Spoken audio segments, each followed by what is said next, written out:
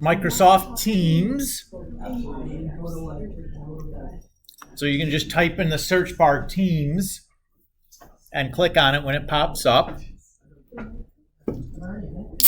Everybody, I pre-added everybody into the 5th hour IBSL class a couple days ago, but I have to do this manually, so it's possible I missed a person here or there. That happens.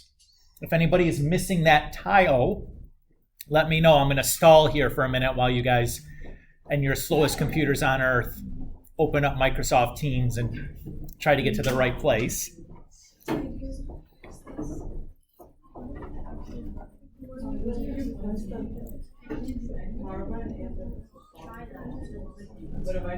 I don't have it.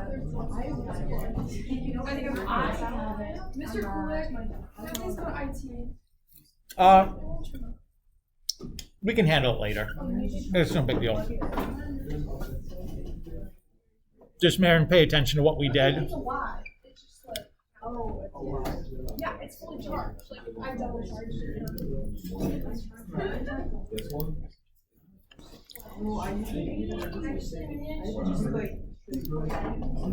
All right. Who claims they're not in here?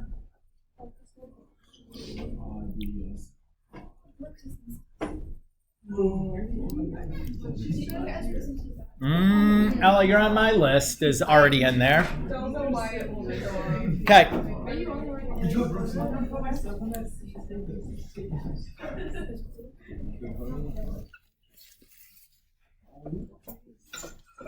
Okay, yeah,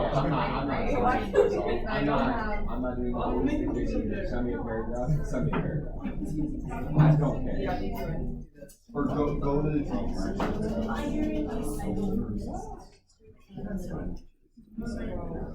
have this. Wait, just do this.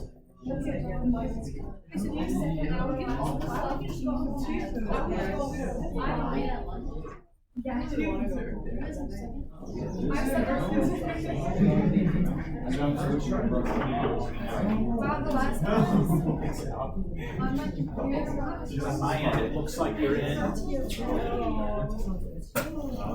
And obviously, if it's not there, but other stuff.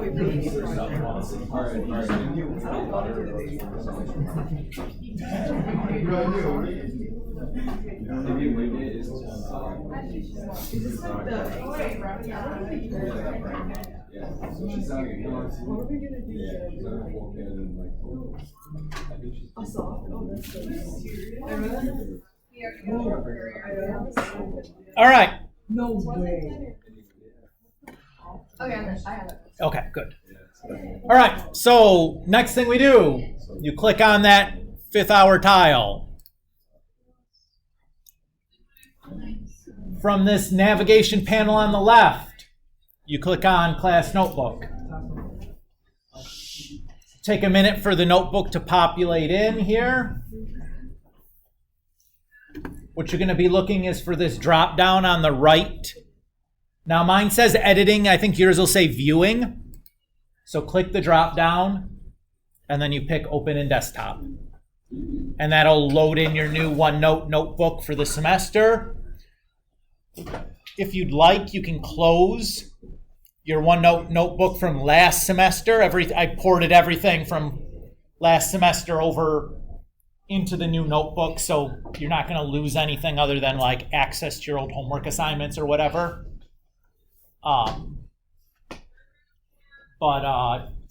Yeah, that's it.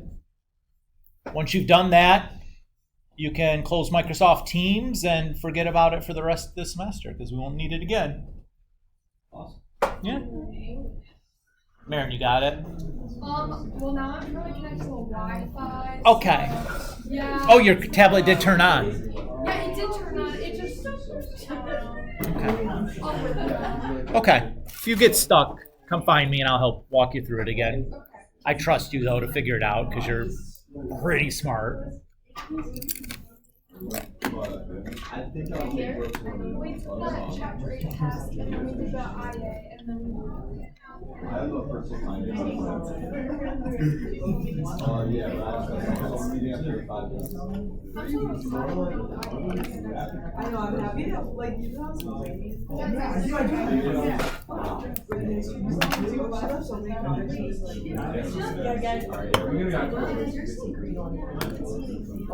Wait, Friday? Wait, I have to yeah. Wait, she didn't set it for in your grade. Yeah, no. Yeah, she told me she was like, I don't know. For his grade.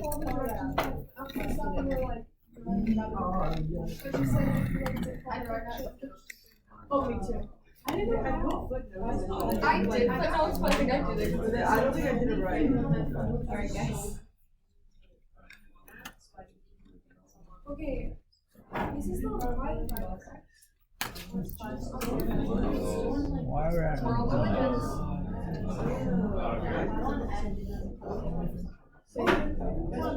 Yeah. Are you my boss?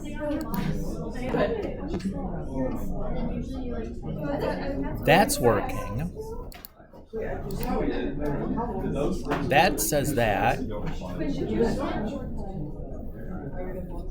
This schooling schedule is the exact same time as everything. Why is that not doing it?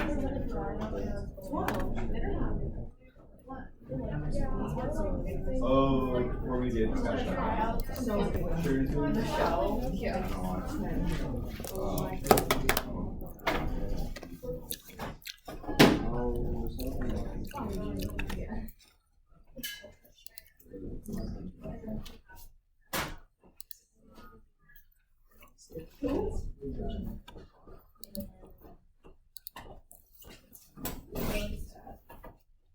There we go. Okay. Fine. We'll do that then. Get it to work.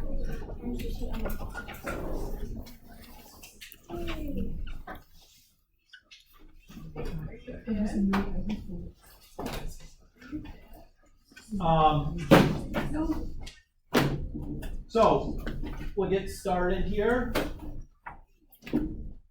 I'm not going to talk about the syllabus again. It's basically the same syllabus as first semester. Everything's going to work kind of the same as it worked first semester. Anybody have questions?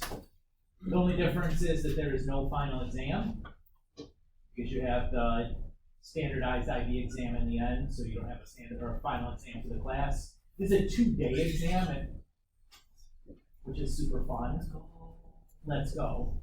And we'll talk about exam format and stuff, what to expect as we get.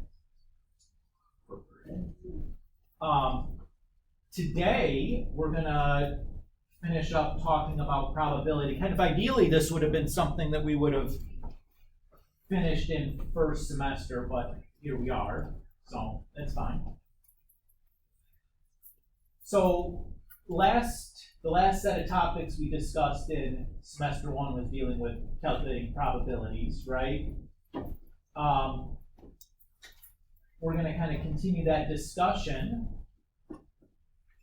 and generalize that a little bit more and include situations that we could not have dealt with using only the methods that we built in semester 1.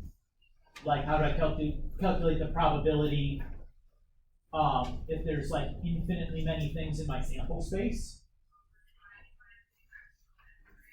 Ooh, yeah, we're going to deal with some of that situation, how to deal with that under certain situations, anyways. But before we get to any of that stuff, we need to build out a little bit of vocabulary and notation. Now, for the most part, things that we're going to be doing in this chapter are going to be, the process of doing them is going to be pretty easy, or the calculator is just going to handle it for us. The hard part is going to be getting through the notation and the vocabulary so you understand what do I need to do. The actual thing that you do is going to be easy. You know, you talk about like multiplying and adding numbers or like typing something in your calculator and pressing enter. But knowing what to do when based on the the notation or the vocabulary is the tough part. So I really want to make sure that we're being thorough here in the beginning when we start building out the notation, the vocabulary, so that it's not as much of a hurdle as we get deeper in, because that tends to be the sticking point for students. It's just like, I don't know what this is asking me to do. Or how do I know what to do based on this question? Because there's like a bunch of things that seem like I could do this. Okay? So we're going to start with just the first definition. That first definition is a random variable. A random variable is a quantity whose value depends on chance. So think about, we talked about in chapter 8, the last probability chapter, like rolling 2 dice and looking at the sum of the spots on the dice, right?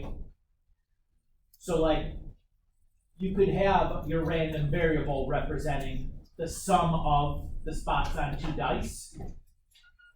So the values that random variable could take would be 2, 3, 4, 5, 6, 7, 8, 9, 10, 11, 12, right? An outcome, an event in some, in some probabilistic situation, right? Is everybody okay with that idea? Typically, when we name a random variable, we use a capital letter. And there's kind of 2 different types of random variables we're going to be considering. So a discrete random variable.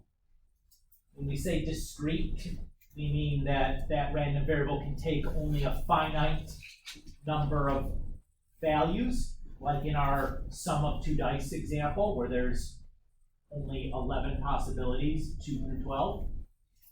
Or it has countably many outcomes. So when we say countable in mathematics, what do we mean? Does anybody know what countable means? Anthony was shaking his head. You want to share us what countable means? Definitely not. The real numbers are not countable. So what we mean by countable is that you can write a function that maps the values in that set to the counting numbers 1, 2, 3, 4, 5, 6, 7, 8, 9, 10. You can write a 1-to-1 and on-to function from the things in your set to those counting numbers 1, 2, 3, 4, 5, 6, 7, 8, 9. Okay? So, for our purposes, the only things that you need to remember that are countable, other than the counting numbers, integers are countable, rational numbers are countable, the real numbers or any subset, any like continuous subset of the real numbers, not countable. So like the segment of the real numbers from 1 to 2, not countable. Okay? The integers are a subset of the real numbers. That is countable because it's not like a continuous segment. It's like 1 and then 2 and none of the stuff in between. Now this probably isn't going to matter for the most part here. But if you're talking about something to do with a segment of the real line, not countable.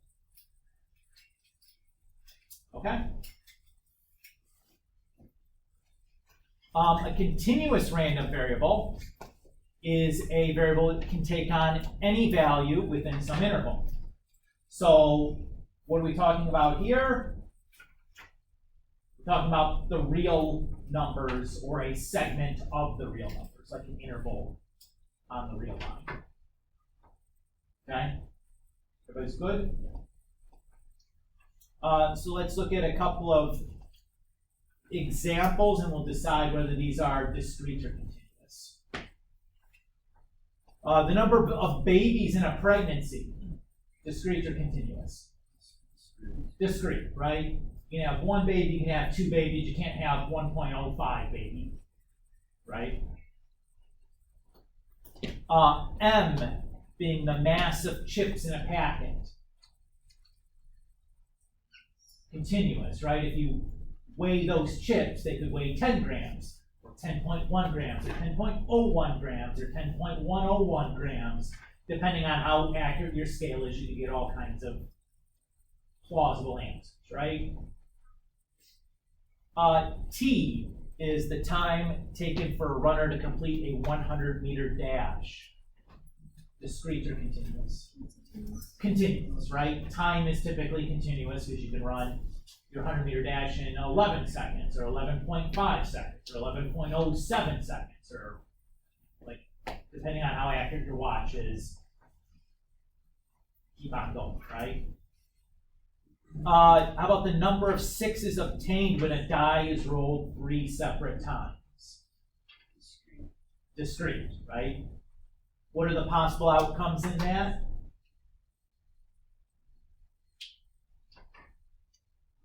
You get 0 sixes, you get 1 6, 2 6, or 3 sixes, right? Everybody cool? Okay. So what we're going to talk about now is something called a probability distribution. And this is basically the same idea as the probability model that we talked about in chapter 8. So a probability distribution is just listing all the possible values for the random variable, and then the probability that each of those will occur.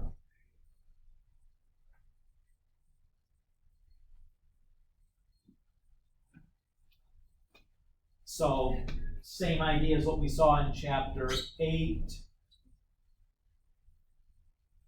Did you want me to go back? Made a noise. You're okay?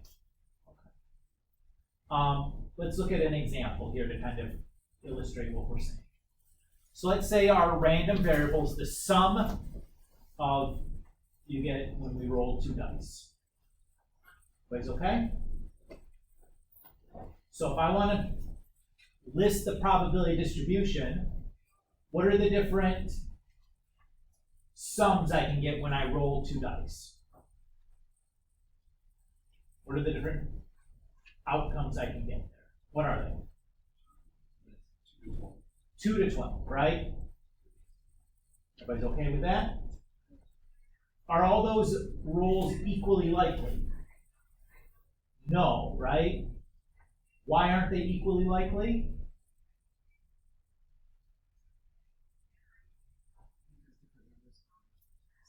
Right, like there's only one way to roll 2 dice and get a 2, 1 and 1, but there's 6 ways to roll 2 dice and get a 7. 6, 7.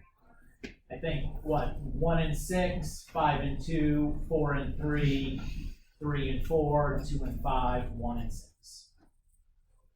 That's okay? Why do we need to know how many times each of these can occur?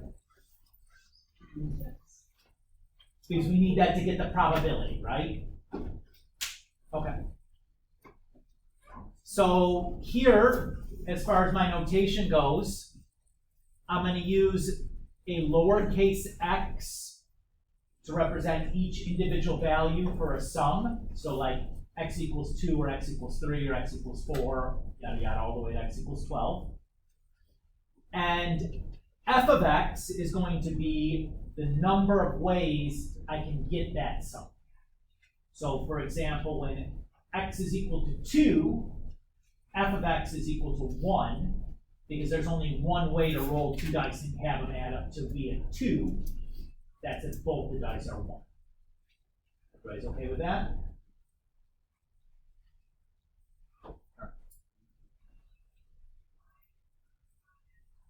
What's going on here? Is this supposed to have a picture with that?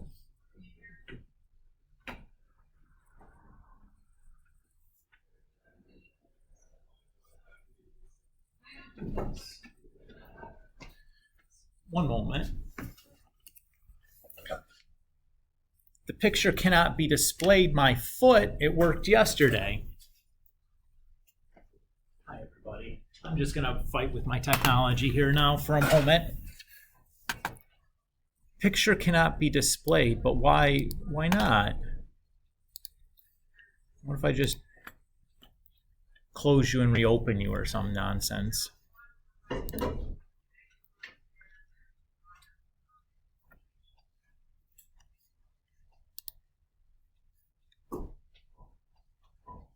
Yeah, now it seems like it's going to work. You booger. Just a second, 60 volts.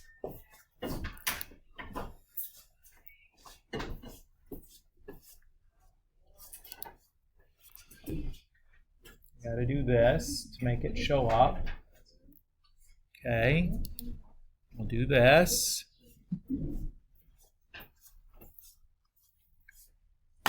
Oh, no, I need to do that thing. So where was that at?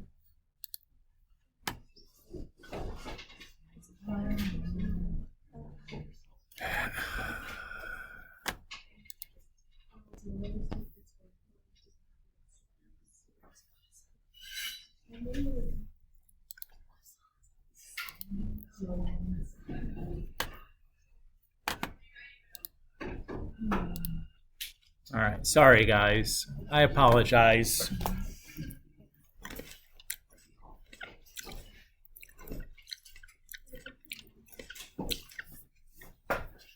There we go. I don't know why I didn't want to display before. So this is me building out my probability distribution. So I have each of my possible values that my random variable can take. I counted then the number of ways that I can get x equals 2. So there's just one way to get it. 2 ways to get x equals 3. 3 ways to get x equals 4. So on and so forth. Everybody's okay? Then I'm going to use that information.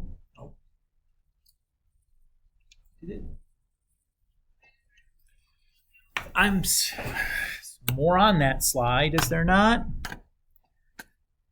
No, I guess maybe there's not. Why didn't we have more on that slide? Whatever, I don't care anymore.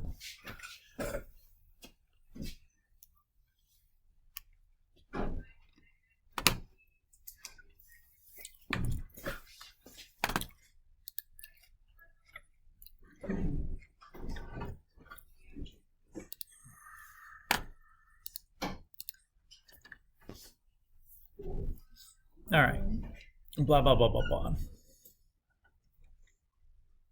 All right, a second example. Let's say that this time our random variable is going to represent the number of 6s obtained when a die is rolled 3 separate times. Okay?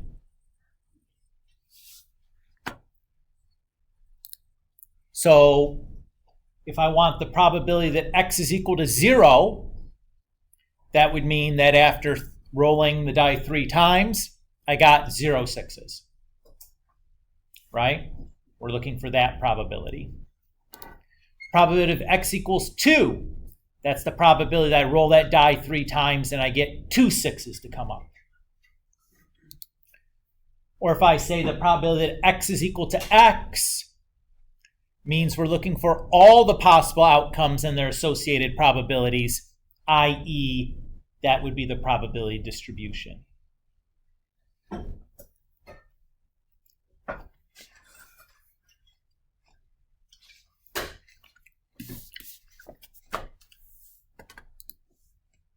So let's do that. So the first thing I'm going to want to do is think about what are the different values that x can have. Well, I think it's pretty clear that the different values x can have are 0, 1, 2, and 3. I get 0 6s, 1 6, 2 6, or 3 6s. Everybody agree? What I want to do then is to calculate the probability of each of those outcomes. So in a way, I'm also going to need to count how many different ways I could roll the dice and get 0 6s, 1 6, 2 6, 3 6, because these are not equally likely. So probably the easiest way to do that is going to be building a tree diagram to do that, where each set of branchings is going to represent a new roll of the die. So this is my first roll.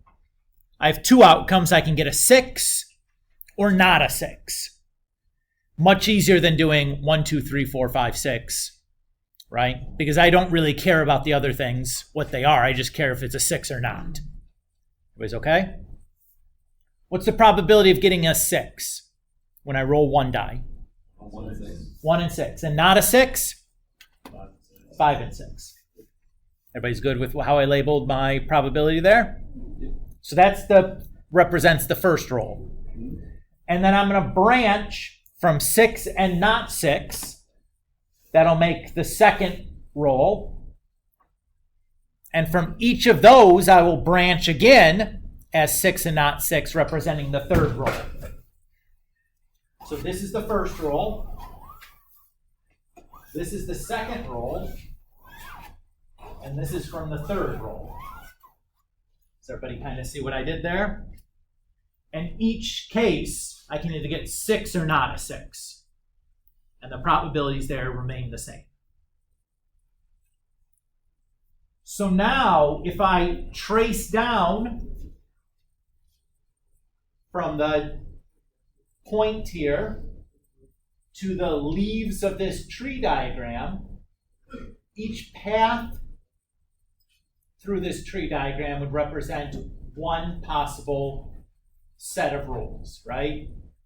So if I look at this path, where I get 6, and then 6, and then 6, that would represent the outcome where I got 3 6s. Is everybody okay? If I look at this path where I get 6, not 6, and 6, that would represent 2 6s, right?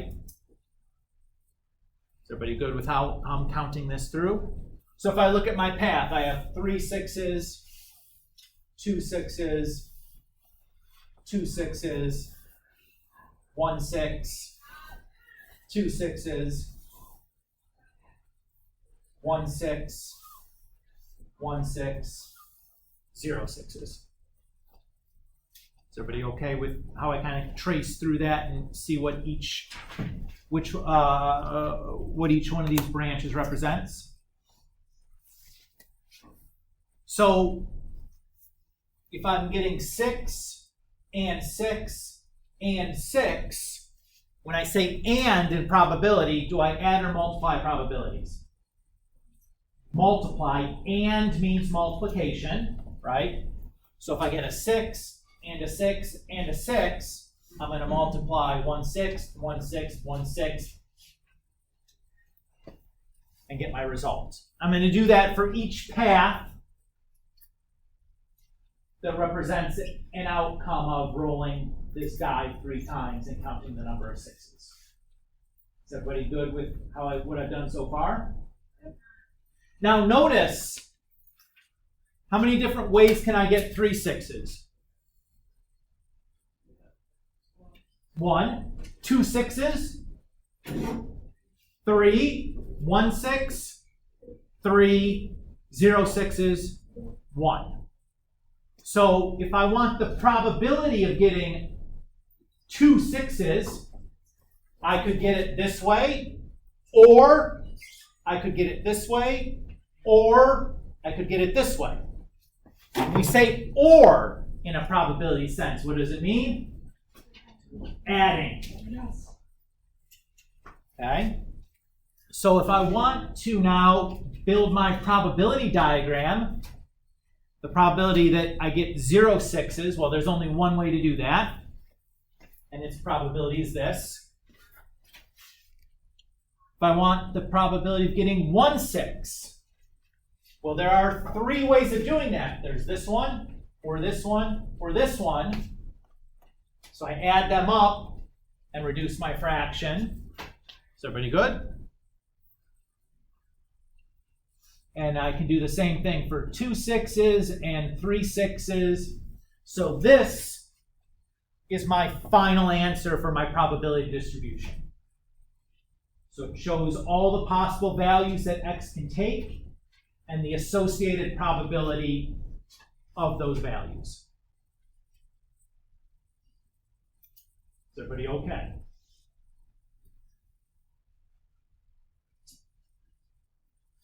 Yes, Evan. Sure, yeah.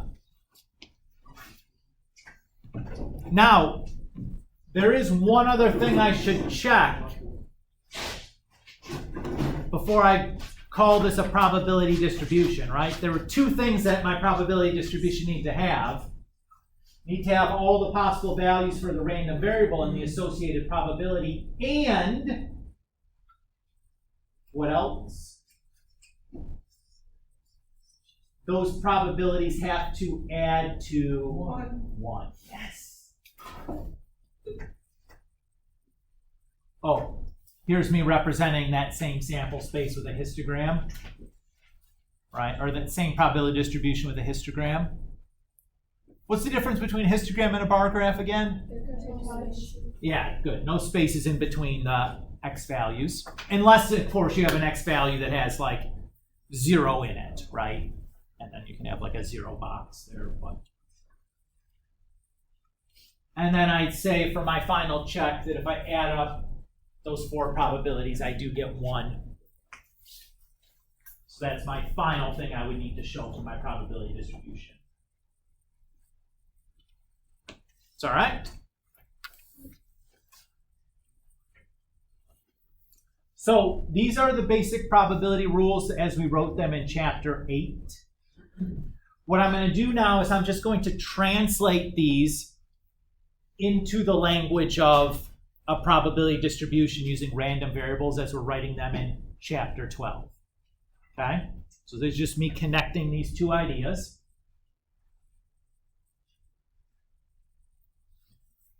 So probabilities have to be between 0 and 1. This is the way we write a probability with a random variable in it, right? Remember, this means that this is all the probabilities in a sample or in the probability distribution. Now, remember, on a test or quiz or whatever, if you give me a probability as an answer that's not between 0 and 1, what happens?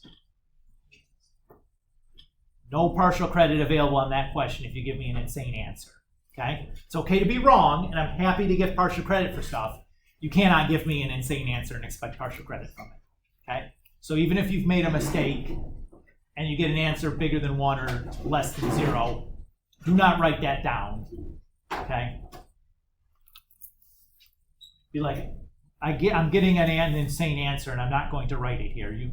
I'd rather have you write that than say the probability is 2.6 or something. All right. Then it says the sample space, the probability is 1, or in our case, the sum of the probabilities in our probability distribution have to equal 1.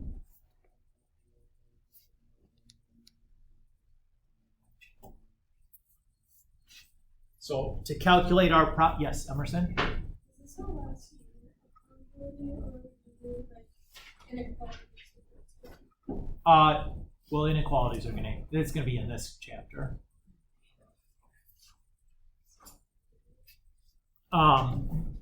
So to calculate a probability, we just look at the number of ways that event X can equal X and divide by that total possible outcomes.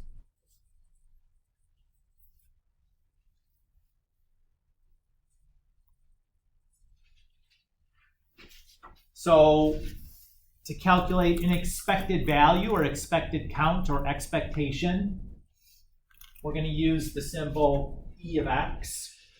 Will represent expectation now with where X is a random variable. And to calculate that, we take the outcome times the associated probability and add that up for all possible outcomes. And then the complement rule looks basically the same, right? The probability that x cannot be x is equal to 1 minus the probability that x is x, right? Everybody feel okay? Still the same ideas, just we've recast them using a different notation, different vocabulary. Okay. The next thing we're going to talk about is something called a cumulative distribution function.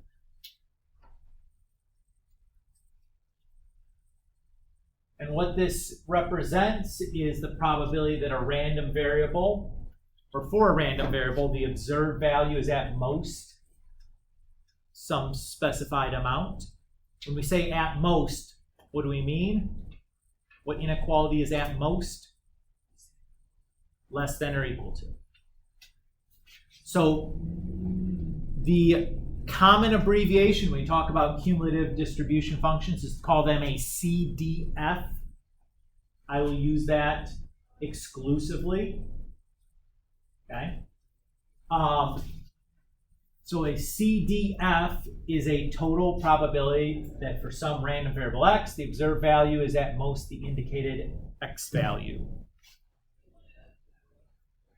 So an example of a CDF is written here.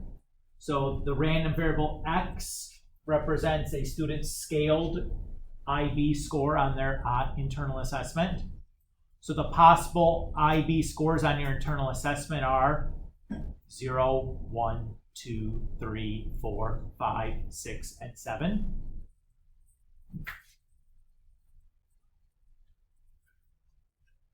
So, for example, here, what this represents then in a cumulative distribution function is that the probability of a student getting a 2 or less is 0.12.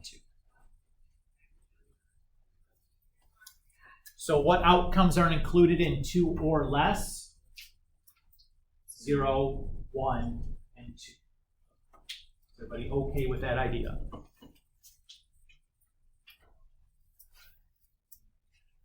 So again, this is not, the f of x here is not a probability function because it's not the probability that x is equal to 2. This is a cumulative probability. So this is representing f of x is equal to the probability that x is less than or equal to x. Okay?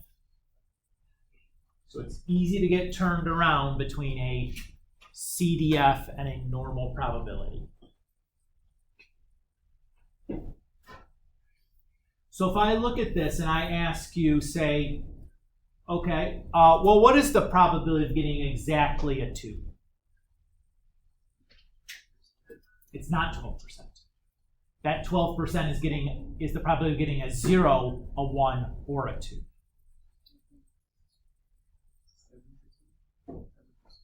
7% is not correct either, but you're real close. 6. No. It's 8. Why is it 8? The probability of getting exactly a 2 is 8. Why? Yes, so the probability of getting 1 or less is 4%. Probably getting 2 or less is 12%. If I want exactly 2, I take out the 0 and 1s, which is 4%. So 12 minus 4 is 8.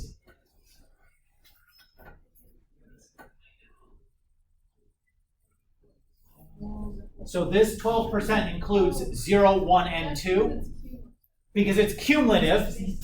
Yes, so we keep adding it all up. Yes. Of course.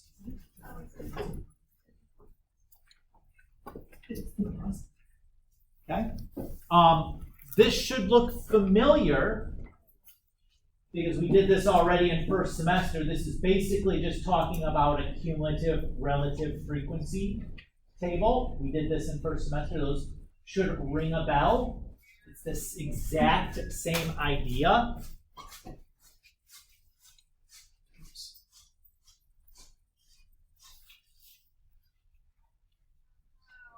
So the probability of a student getting at most a 4, we can just read from the table, right? And as we were discussing just a moment ago, the probability of getting exactly one value for a score, for example, exactly 7, I need to take the probability that x is less than or equal to 7 and subtract the probability that x is strictly less than 7. Now, since this is a discrete distribution, the value, or the probability that x is strictly less than 7 is the same as the probability that x is less than or equal to 6. Think about that for a minute. The probability that x is less than 7 is equal to the probability that x is less than or equal to 6 because this is a discrete distribution and there are no numbers between 6 and 7, right? You guys got it? It's a really important distinction there. So in this case, to find that probability, we just take 1 minus 0.92, and we get 0.08. Everybody's good? How would I calculate the probability that x is equal to 6? Who can tell me? 0.92 minus 0.77, right?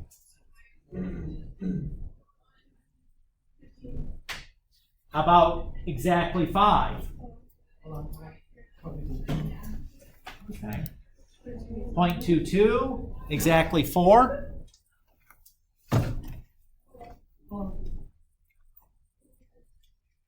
24. 3. 9. 49. How about 19? Oh, yeah. Carry the 1 there, homie. Now, Emerson, exactly 2 is 8. Exactly 1, 3. And then exactly 0 is, that one's easy. What do we have down at the bottom? That's the probability distribution. So notice that if I have a cumulative or a CDF, I can obtain the probability distribution rather easily. If I have this, can I create the CDF? Yeah, just by adding everything before, right? To get 1, I'm going to add the 0 and 1s. To get 2, I'd add 2, 1, and 0, right? And then I would recover the CDF back. Now, to guarantee this is a probability distribution, what's the one other thing I should need to check? That they add to 1. And they do, because I know that here is a 1, so I know that that's the, that last one is the sum of all. But if you wanted to, you could add them up manually and double check your work. Probably not a bad idea, so in case you forgot to carry a 1 or something when you're doing some mental math, Anthony, you would have caught that when you checked, right?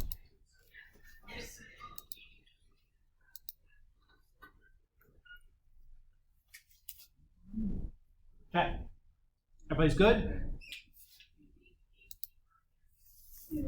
All right, let's look at this probability distribution here. This is representing the probability that the first digit of your cell phone passcode is 0 through 9. So what's the probability that the first digit is more than 5? What values are more than 5? 6, 7, 8, 9. So to find the probability that it is more than 5, I would add 0.067 plus 0.058 plus 0.051 plus 0.045.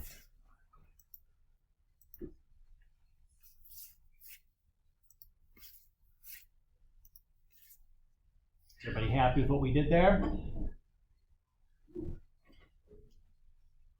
And again, to reiterate, we want a digit that's more than 5. Could be 6 or 7 or 8 or 9, because we used the word or told us that we should be adding these probabilities. Is everybody okay there? I just want to, again, reinforce the, like, how do I know when I add and when I multiply? Because that's a typical question that students have. All right. So if I wanted to build a histogram for this, what would I do? The x values are the first digits, and the height of your box is the probability. So it looks kind of like this. Everybody feel okay? All right, let's talk about expectation now, or expected value.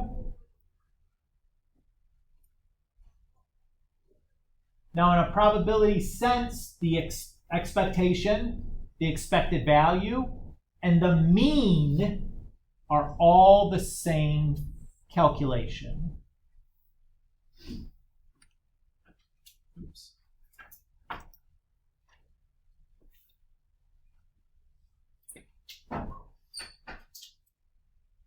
So let's say we have this probability distribution we developed earlier. This was representing the probability of rolling the number of 6s you get when you roll a die 3 times.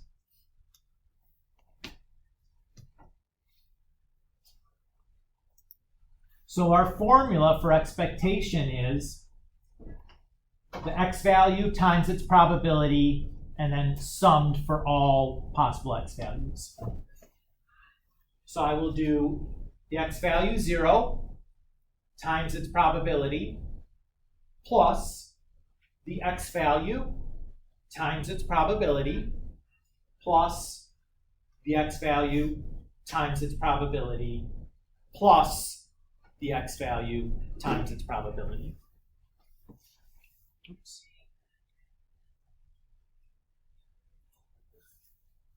When I grind that through on my calculator, I get 1/2.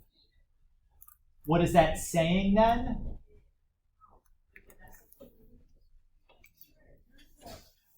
Means after rolling a die 3 times, we'd expect the number of times a 6 to appear to be 1/2, or 0.5. Get half of a 6. Now, does that need to make sense in the context of the real world? No. No. Just like you hear statistics like the average American family has 1.4 children. Now, no family has 1.4 children. It's just the expected, the average. What does this process remind you of from first semester? No. This is just a weighted average, right? So this is like the value times its frequency, right? It's just like a weighted average. This is the thing you guys screwed up the most in the first test or two. All right, let's look at a different example, changing pace. Here's a new probability distribution.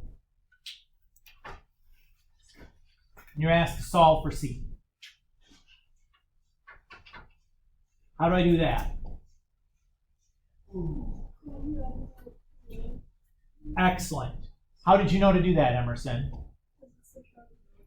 Because it's a probability distribution. You know that the sum of the probabilities have to equal 1. So we can say like 7c plus 5c plus 4c plus 3c plus c has to equal 1. And then we can just algebra it up and solve for c. So what's the probability of x equals 1 then? 7 out of 20, right? Everybody's good? And you could do the same thing for 2, 3, 4, 5. And build a probability distribution, right? Does everybody feel okay? What if I want the probability that x is greater than 4, or greater than or equal to 4? What values could x be if it's greater than or equal to 4? 4 or 5. So to compute this, I'm going to add the probability of getting a 4 with the probability of getting a 5. So I would add 3 out of 20 plus 1 out of 20 and get 5 out of 20. And if you wanted to, you could reduce that. Does everybody feel okay? How about if I want the expectation, the expected value, the mean?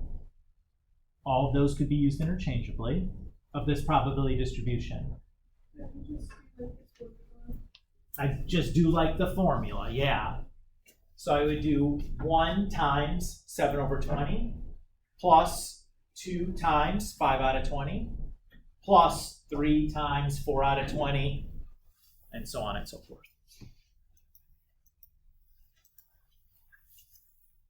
And I get there 2.3.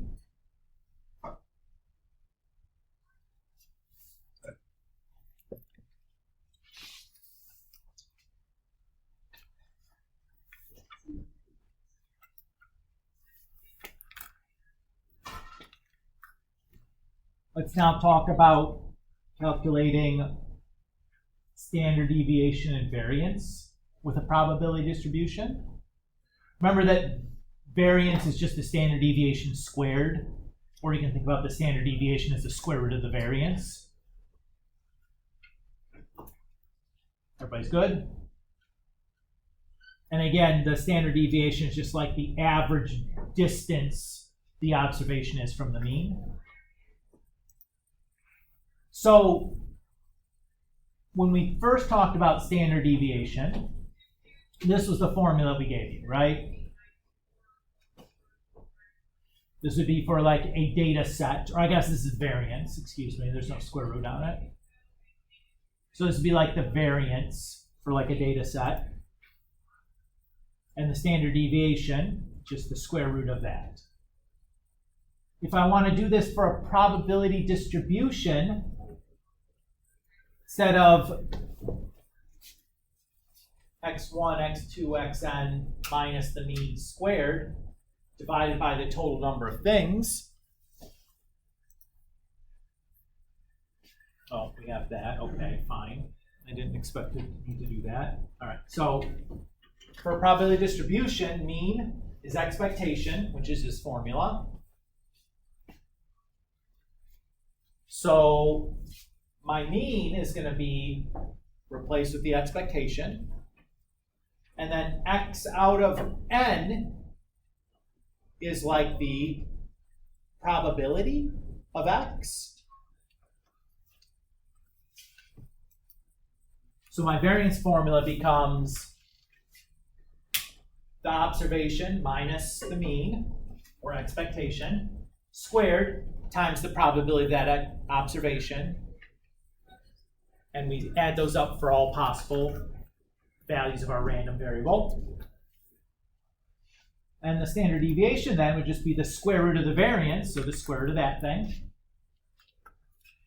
Let's do an example now of computing a standard deviation and variance for a probability distribution.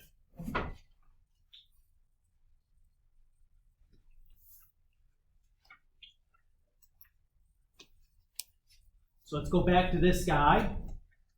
What was the random variable here? The number of 6 we get when we roll a die 3 times, that's what this was. Now remember, we calculated the expectation for this previously. So if I want the variance, that's what we're going to be calculating. I'm going to take x minus the mean, square it, and then multiply it by the probability. And then I'm going to do that for each value of x and then add them all up.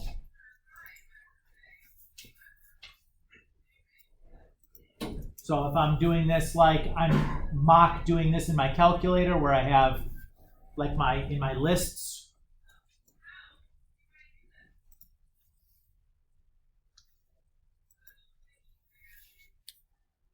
So that last column there, then I just need to add those values up. That gives us the variance. And if I square root that value, that would be the standard deviation.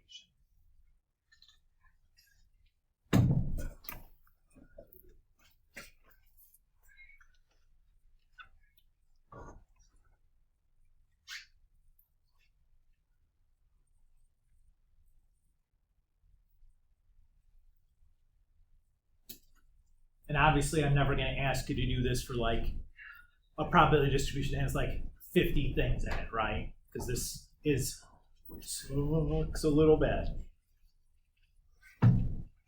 Everybody's okay?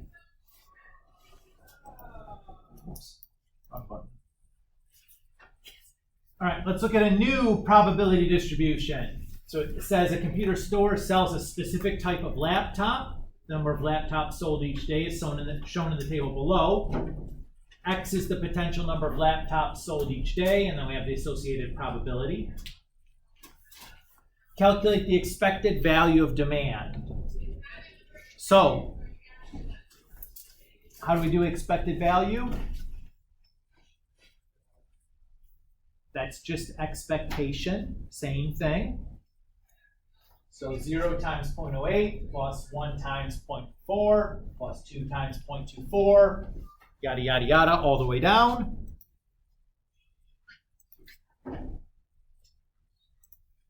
We get 1.9. So we would say we'd expect to sell 1.9 laptops each day. Does everybody feel all right? How about if I want the standard deviation? So I would start by calculating the variance.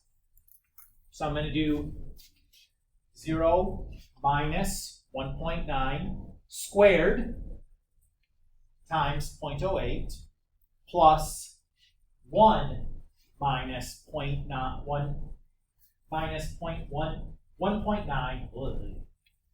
squared times 0.4 plus 2 times, and then minus 1.9 squared times 0.24, etc. So again, doing it as a table, I first subtract the x from the mean, then I squared each of those values, then I multiplied it by the associated probability, then I add them all up. That's my variance. And to get the standard deviation, which is actually what we're being asked for, I take the square root of it. Is everybody okay?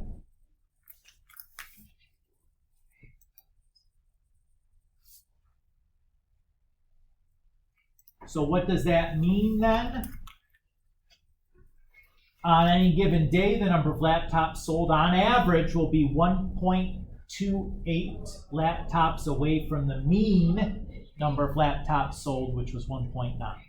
So we could have sold as many as 3.18 or as few as 0.72.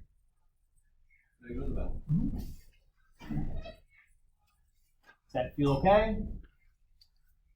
So on average, we'd expect the value in between those.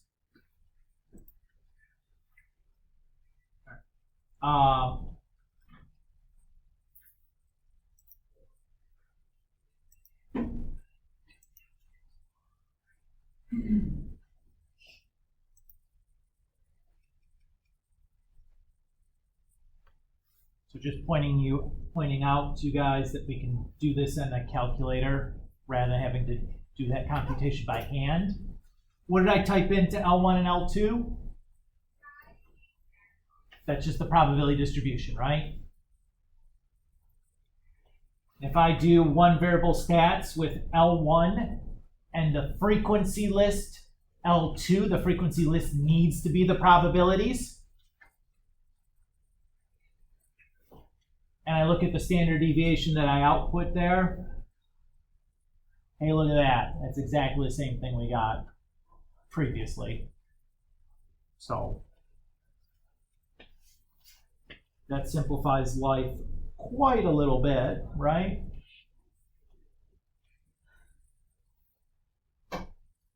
All right. Let's say we want to convert this data into a probability model or a probability distribution. So first thing I want to do is write down my random variable.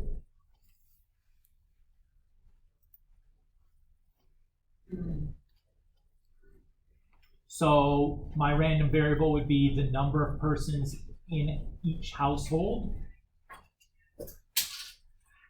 So the number of persons in each household, the outcomes are 1, 2, 3, 4, 5. And we're going to use exactly 7 instead of 7 or more because that makes life a lot easier. Then we need to compute a probability for each of these. To do that, I know how many households have one person, right? 31.1 million. I'll divide it by the total population, 116 million, and that'd be the probability for that one.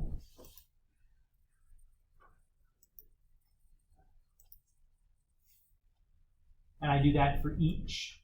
If I look at the total, it adds to give me 1, so I know that I have a valid probability distribution because I have all my values for x. All the probabilities are between 0 and 1, and all the probabilities add to equal 1.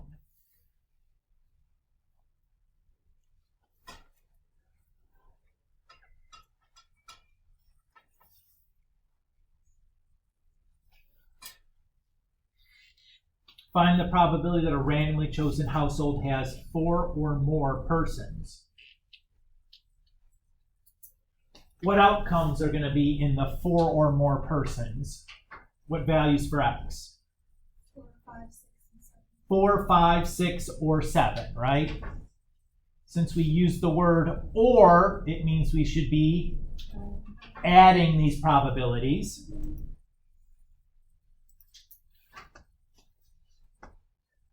Everybody feel okay? This helped reviewing like the and or, multiply and add, and just trying to clarify the vocab going okay. Trying to be careful. Calculating the expected value.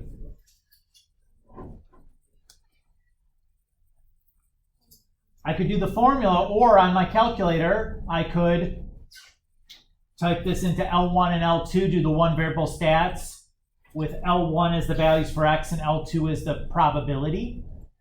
The frequency as L2, which is the probabilities, and that would spit out the expected value as well for the mean. But it's not hard to do the formula here. It's pretty easy. Everybody's okay? Same formula.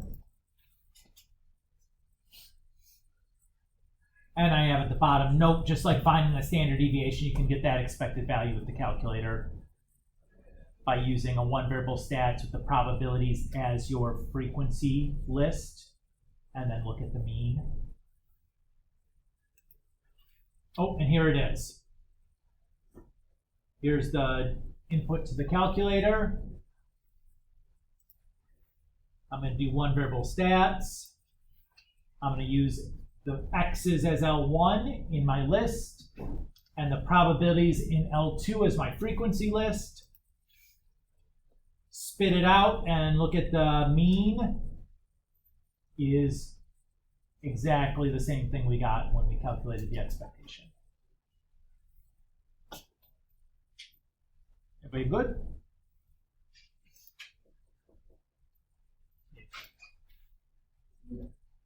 Standard deviation. Use that graphing calculator just like before. If I look, the standard deviation is right there on the screen for me.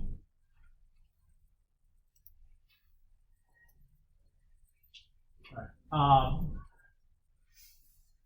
slides do I have left? Does it tell me? 30. Okay, let's try to finish this then.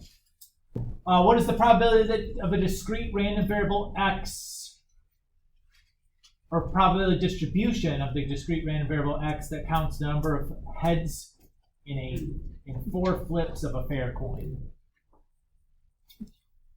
So to do this, I would start by drawing a tree diagram where each branching represents 1 flip of the coin. Everybody's okay?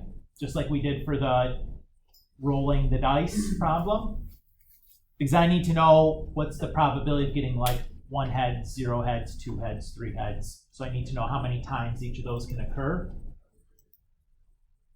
So first flip, second flip, third flip, fourth flip. Everybody's okay? Now here's the good news. What's the probability of heads? 1/2. Probability of tails? 1/2, right? So any path is just going to be 1/2 times 1/2 times 1/2 times 1/2. That's nice, right?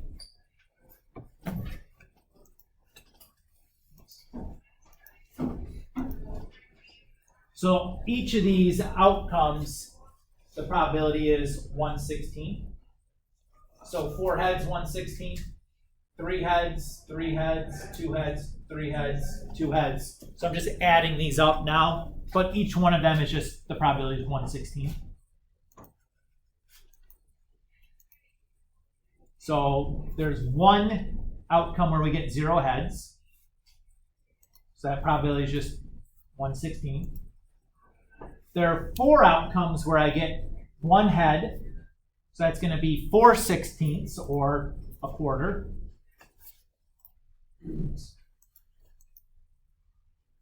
There's 6 outcomes where I get 2 heads. So that's going to be 6/16 or 3/8.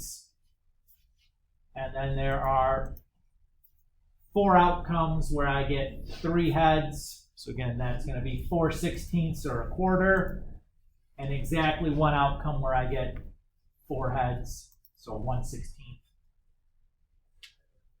Does everybody feel okay with that? And we made it.